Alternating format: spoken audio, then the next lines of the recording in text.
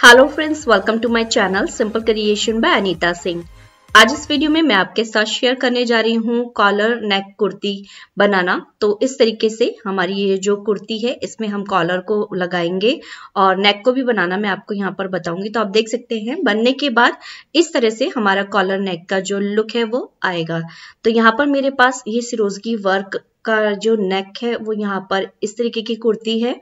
तो इसकी जो लेंथ है गाइस, एक साइड से ये हमारी 7.25 इंच आ रही है और दूसरी साइड में इसको मेजर मैं करके आपको यहाँ पे दिखा रही हूँ। तो ये दूसरी साइड में जो हमारी लेंथ है वो 7 इंच है। वो इसलिए है क्योंकि इसमें ये जो सिरोजकी वर्क हो रखा है ये थोड़ा सा दूसरी साइड में बढ़ाकर बनाया गया है, जिससे कि इसकी जो लेंथ है वो कम नजर आ रही है। ठीक है, तो इसको भी हम दोनों साइड से इक्वल करेंगे मार्जिन को। तो पहले यहाँ पर ये जो हमने कटिंग कर रखी है कुर्ती को इस तरीके से आपको सेंटर कर लेना है। तो मैंने इसका यहाँ पर सेंटर कर लिया है। अब ये जो हमने सेंटर यहाँ पर बनाया है इसके सेंटर से दोनों साइड में हमें बराबर की मार्किंग करनी है। तो पहले हम इसको देख लेंगे, यहाँ पर ये जो वर्क हो रखा है यहाँ से इसको मेजर कर लेंगे। तो ये हमारा 7 इंच है, इसमें से हम 0.5 को रिड्यूस कर देंगे तो 6.5 इंच हमारा हो जाएगा नेक की चौड़ाई। ठीक है, तो कॉलर नेक है तो कॉलर नेक में चौड़ाई हमारी चल जाती है। तो इसको मैं यहाँ पर 3.25 यानी कि 3.25 इंच एक साइड पर मार्किंग करूंगी। तो ये एक साइड में हमारा 3.25 इंच बिल्कुल एक्यूरेट आ रहा है। अब दूसरी साइड में हम मार्किंग कर लेंगे 3.25 की, 3.25 इंच की दूसरी साइड भी मार्किंग करनी है। तो आप देख सकते हैं कि दूसरी साइड में जो हमारा निशान है वो आगे की तरफ आ रहा है और जो सिरोजकी वर्क है वो थोड़ा सा आगे की तरफ बढ़ा हुआ है। ठीक है, तो बस इसके अकॉर्डिंग मार्किंग के अकॉर्डिंग हम ये शेप को भी थोड़ा सा ठीक कर लेंगे तो हमारा जो नेक की लेंथ है वो दोनों साइड में इक्वल आ जाएगी। अब ऊपर से नीचे की तरफ हमें कॉलर के लिए मार्किंग करनी है। तो यहाँ पर मैं ये 3 इंच पर लगा रही हूँ। आप इसको 3.25 इंच भी कर सकते हैं और अगर किसी की हाइट वगैरह ज्यादा है तो आप इसे 3.5 इंच भी लगा सकते हैं। तो 3.25 इंच तक परफेक्ट है कॉलर नेक की ये जो लेंथ है। तो दोनों साइड में हमें 3-3 इंच की ये मार्किंग इस तरीके से करनी है। अब ये जो 3 इंच की मार्किंग है यहाँ से अंदर की तरफ हमें 1/4 इंच यानी कि 0.25 इंच मार्किंग कर लेनी है और इस तरीके से हमें ऊपर की तरफ ये मार्किंग को बढ़ा लेना है। अब ये जो एक्स्ट्रा हमने यहाँ पर ये मार्क लगाया है ये हमने यहाँ पर कॉलर के लिए मार्जिन छोड़ा हुआ है। अभी हम स्टिचिंग कैसे करेंगे वो हम आगे देखेंगे। तो ये जो सिरोजकी वर्क है इसको हमें टच करते हुए ये जो मार्किंग हमने अभी फ्रंट में आपको दिखाई है उसको हमें बैक साइड में भी एज यूजुअल करना है। तो पहले ये जो हमारा नेक का डिजाइन है इसको हमें एज इट इज ड्रॉ करना है। तो हम इसको वर्क को इस तरीके से फिंगर से टच करेंगे और टच करते हुए ये सेम नेक हम यहाँ पर ड्रॉ कर लेंगे। तो ये जो यहाँ पर ये मोती से होंगे इनको हमें हटा लेना है, जो स्टोन है इसको हम हटा देंगे और सेम जो मार्किंग हमने फ्रंट में की है उसी को रिपीट हमें यहाँ पर बैक साइड में भी कर लेना है। 3-3 इंच की मार्किंग लगानी है, 1/4 इंच अंदर की तरफ मार्क करना है और ये इस तरीके से ऊपर की तरफ हमें 1/4 इंच का जो शेप है वो ऊपर की तरफ बढ़ा लेना है। तो अब ये जो स्टिच है वो इस तरीके से हमें लेके आनी है। ऊपर हमें स्टिच नहीं लगाना है, ऊपर के पार्ट को हम ऐसे ही छोड़ देंगे। तो यहाँ पर मैंने फैब्रिक को पेस्टिंग पेपर के साथ प्रेस से चिपका लिया है। अभी मैं आगे बताऊंगी कि मैंने इसकी लंबाई और चौड़ाई कितनी ली है। तो जैसे भी आपका नेक होगा ना उसके अकॉर्डिंग आपको इसको लेना है। तो अब बिल्कुल सेंटर से हमें इसको मिलाते हुए रख लेना है। मैंने पेस्टिंग पेपर का भी सेंटर बना लिया था प्रेस से। तो जो सेंटर है हमारा उसे कुर्ती के सेंटर से मिलाते हुए बिल्कुल हम इसको यहाँ पर पिन अप कर लेंगे। इसकी जो चौड़ाई मैंने यहाँ पर रखी है वो 9.75 है, 9.75 इंच, और जो इसकी लंबाई है वो मैंने यहाँ पर ली है 8 इंच। तो इस तरीके से हमें ये फैब्रिक को पेस्टिंग पेपर के साथ प्रेस से चिपका कर ले लेना है। अब जो हमने 1/4 इंच का सिलाई लगाया था वहां से हमें अपनी स्टिच को स्टार्ट करना है और फिर जो हमारा नेक का शेप है उसी तरह से हमें स्टिच को लेके आना है। जब भी अब जो पॉइंट आता है हमारा वहां पर हमें नीडल को नीचे रखना है और उसके बाद फैब्रिक को घुमा के लेके आना है। तो यहाँ पर मैं ये फिंगर से टच करते हुए सिलाई लगा रही हूँ। अगर कोई स्टोन बीच में आएगा तो उसको हम निकाल लेंगे। तो फिंगर जरूर टच करके स्टिच को लगाएं, अगर आपके पास भी इस तरीके का कोई नेक है या कुर्ती पर आप सिलाई लगा रहे हैं। तो बस अब हमें थ्रेड को कट कर लेना है, ऊपर हमें सिलाई नहीं लगानी है। अब इसको हमें फैब्रिक को कट कर लेना है, तो जो ऊपर 1/4 इंच का मार्क है बिल्कुल उसी के शेप में हमें इसको कट कर लेना है। और जो हमारा ये वी शेप बना हुआ है नीचे से, इस पर हमें कट का निशान लगा लेना है। तो कट का निशान थोड़ा ठीक से लगाएं, स्टिच से थोड़ा सा ऊपर हमें लगाना है। अगर कटिंग सही नहीं होगी तो वो शेप आपका बनकर नहीं आएगा। तो अब इस तरीके से हम इस मार्किंग को ऊपर की तरफ यहाँ पे बढ़ा लेंगे और साइड से जितना भी आप छोड़ते हैं उसके अकॉर्डिंग फैब्रिक रख सकते हैं। तो मैंने यहाँ पर इस पे ये निशान 1.25 इंच का यानी कि 1.25 का लगा लिया है। इस तरीके से आप 1 इंच भी रख सकते हैं और 1.5 इंच भी रख सकते हैं। तो ये मार्किंग करने के बाद साइड का जो ये एक्स्ट्रा फैब्रिक होगा उसे आपको इस तरीके से रखना है यहाँ पर। ठीक है, ये पेस्टिंग वाला साइड हमने एक साइड कर दिया और कुर्ती एक साइड कर दी है। अब इसको एक्स्ट्रा को कट कर लेंगे। तो ये बहुत ही केयरफुली कट करना है कुर्ती को साइड में करते हुए, अदरवाइज आपकी कुर्ती कटिंग में आ सकती है। तो अब इस तरीके से हमें रखते हुए बस एक सिंपल एक पैर की सिलाई या आधा इंच की आप इस तरीके से मार्जिन रखते हुए सिलाई को लगा ले। इसमें सिलाई कच्चे टांके की या छोटे टांके की जैसे मर्जी आप लगा सकते हो। और ये जो सिलाई अब हमने लगाई है बस उसके साइड का जो फैब्रिक है उसको हमें इस तरीके से फोल्ड करते हुए एक बार फिर सिलाई लगा लेनी है। तो सिलाई लगाने से बस होता ही है कि आपकी जो फिनिशिंग है वो काफी अच्छे से बन जाती है। अगर आप सिलाई नहीं लगाएंगे और डायरेक्ट इसको फोल्ड करेंगे तो उतना परफेक्शन आपका नहीं आएगा जितना कि आपका सिलाई लगाने के बाद आता है। अब ये जो फैब्रिक है इसको हमें अपने बैक साइड में इस तरीके से मोड़ लेना है, पलट देना है। तो मैंने इसको यहाँ पर पलट दिया है। तो आप देख सकते हैं यहाँ पर हल्का सा शेप में थोड़ा सा कमी थी तो हम इसमें हल्का सा कट और लगा रहे हैं। अब इसको हम यहाँ पे इस तरीके से पलट देंगे। तो ये जो हमारा शेप है वी जो बना हुआ है नीचे की तरफ, ये काफी अच्छे फिनिशिंग से आ जाएगा। तो बस अब ये जो फैब्रिक है इसको हमें यहाँ पर इस तरीके से पलटना है और आप देख सकते हैं जो हमने ऊपर का पार्ट खुला छोड़ा था तो वो हमारा यहाँ पे इस तरीके से आएगा और ये शेप हमें निकाल लेनी है। अब जितना हमारा 1/4 इंच का ये निशान है उस पर हमें सिलाई लगाते हुए इन दोनों पार्ट्स को आपस में ज्वाइन कर देना है। तो गाइज ये जो एक्स्ट्रा पार्ट हमने 1/4 इंच का बाहर की तरफ निकाला हुआ है नेक की साइड में, तो ये हमारा कॉलर में पट्टी में दबेगा। इससे जो आपकी फिनिशिंग है कॉलर की वो और भी ज्यादा अच्छी आएगी। अब बस पूरे नेक में हमें इसी तरीके से किनारे पे सिलाई लगा लेनी है। तो ऊपर की तरफ से आते हुए हमारा जो निशान है उसके अकॉर्डिंग हमें ये सिलाई लगानी है।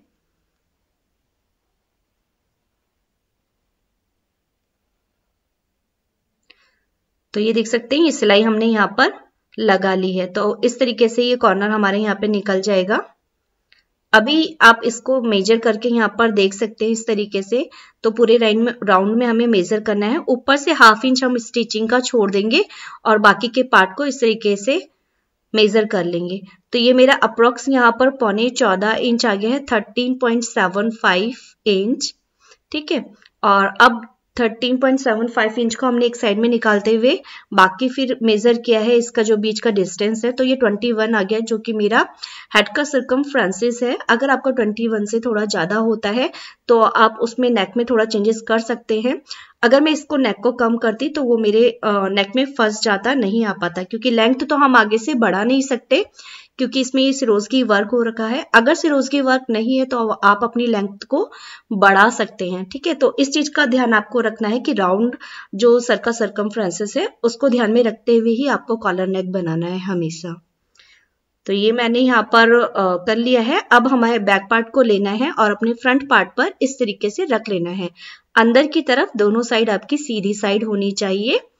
और अब इसके ऊपर जो भी आपने मार्जिन रखा हुआ है सिलाई का उसके अकॉर्डिंग इसको सिलाई लगा लेंगे।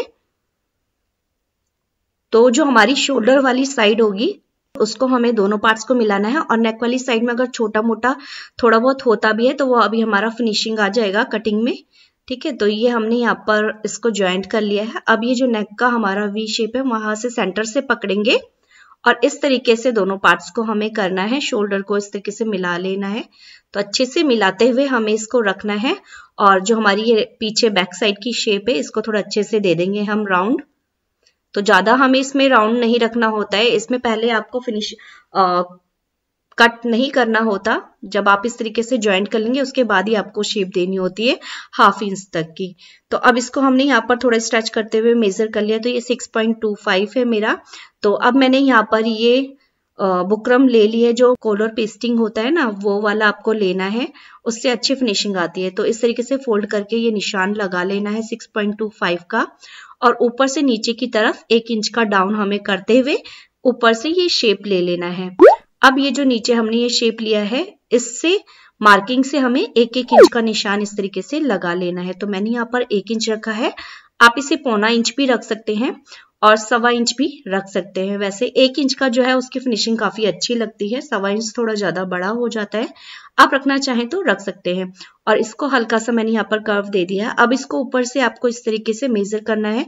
तो ये मेरा 6.25 है, ठीक है। अगर थोड़ा बहुत कम ज्यादा होता है तो वो आप मार्किंग में इसको ठीक कर सकते हैं।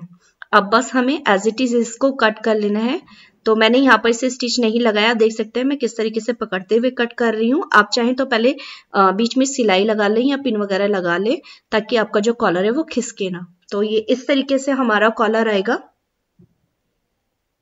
राउंड वाली साइड हमारी ऊपर की तरफ रहेगी। अब हमें फैब्रिक ले लेना है।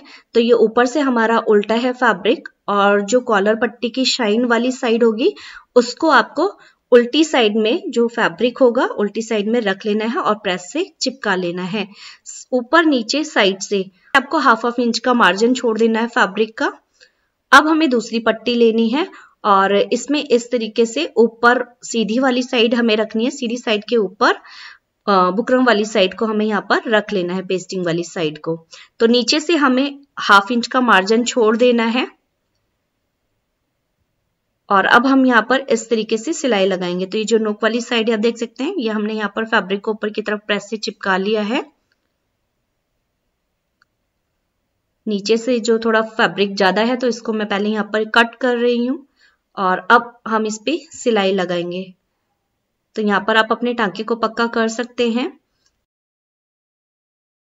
पेस्टिंग पेपर के ऊपर आपको सिलाई नहीं लगानी है, फैब्रिक के ऊपर आपको सिलाई लगानी है। अब ये जो ऊपर से हमारा एक्स्ट्रा फैब्रिक है तो इसको हमें कट कर लेना है। और आप देख सकते हैं यहाँ पर बीच में मेरी ये बेटी मुझे बहुत परेशान कर रही थी, कह रही थी मम्मा ये आप किसका कपड़ा बना रहे हो, आंटी का बना रहे हो, अपना बना रहे हो, बहुत डिस्टर्ब कर रही थी। क्या आपके बच्चे भी आपको इस तरीके से परेशान करते हैं? मुझे कमेंट बॉक्स में कमेंट करके जरूर बताना। तो गाइस अब हम इसको पलट लेंगे। तो मैंने इसको प्रेस से अच्छे से सेट कर लिया है। प्रेस से सेट करने के बाद हमें बिल्कुल ये जो हमारा पेस्टिंग पेपर है उसके बराबर में इस तरीके से ये मार्किंग कर लेनी है और एक्स्ट्रा जो नीचे से फैब्रिक है उसको हमें कट कर लेना है। तो यहाँ पर आप जो मार्जिन रखेंगे वो 1/4 इंच का मार्जिन रखेंगे, 1/4 इंच से थोड़ा ज्यादा रख सकते हैं। अब ये जो हमारा ऊपर से कॉलर वाला साइड है हमको इस तरीके से पकड़ लेना है, जो हमारी पेस्टिंग पट्टी है, और सेंटर से हमें कट का निशान लगा लेना है जिससे कि हमारा जो दोनों साइड है वो बराबर आए। अब ये जो बुकरम वाली साइड है इसको हमें बाहर की तरफ करना है, यानी कि अपनी सीधी साइड जो हमारी होगी वहां पे रखना है। और जो ये फैब्रिक वाला साइड है यहां से हमें कॉलर को इस तरीके से पकड़ते हुए अपनी कुर्ती पर पिनअप से अटैच कर लेना है। तो कॉलर आपका ये सीधी साइड ही है, ठीक है, कॉलर सीधा है और जो कुर्ती का ये अंदर से पार्ट है वो उल्टा हो गया।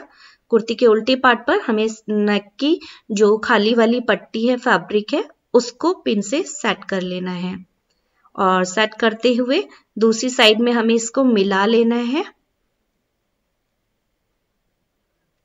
तो ये जो हमने 1/4 इंच बाहर की तरफ निकाला हुआ था फैब्रिक, आप देख सकते हैं यहाँ पर ये जो हमने यहाँ पर फैब्रिक निकाला हुआ है 1/4 इंच, बिल्कुल इसके कट पर जितना ये हमारा कट आ रहा है ना, बस इस कट के जॉइंट से हमें सिलाई लगाना है, बिल्कुल यहां से। तो मैं ये मार्किंग करके आपको दिखा रही हूँ, देख सकते हैं।